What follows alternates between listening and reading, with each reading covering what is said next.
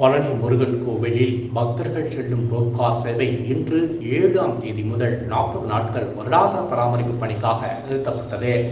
திங்கட்கிழமை காலை 10 மணி அளவில் கிடைக்கப்பட்ட தகவலின்படி 6 படை வீடுகளில் 3ஆம் படை வீடான பழனி தண்டாயுதபாணி சுவாமி கோவிலில் நாள்தோறும் ஆயிரக்கணக்கான பக்தர்கள் திருவிழா மற்றும் விசேஷ காலங்களில் லட்சக்கணக்கான பக்தர்கள் வருகை தருகின்றனர்.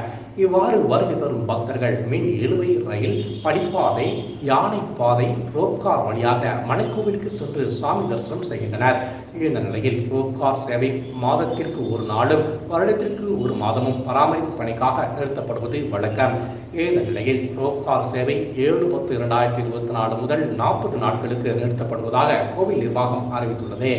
ரோப்காரின் மேல்தளத்தில் புதிய சாப்டைகள், புதிய கம்பி படம், உருளைகள், பெட்டிகள் பொருத்தப்பட்டு பல்வேறு பராமரிப்பு பணிகள் மேற்கொள்ளப்பட்டு சோதனை ஓட்டம் நடைபெற்ற பின்னர் IIT வல்லுநர் குழு ஆய்வு செய்த பிறகு ரோப்கார் சேவை பராமரிப்பு பணிகள் முடிந்து பக்தர்கள் பயன்பாட்டிற்கு கொண்டு வரப்படும் எனவும், பக்தர்கள் படிப்பாதை மற்றும் யானைப்பாதை, மின் இழுவை ரயில் பயன்படுத்திக் கொள்ள கோவில் நிர்வாகத்திற்கு ஒத்துழைப்பு வழங்க வேண்டுமென கோவில் நிர்வாகம் அறிவித்துள்ளது.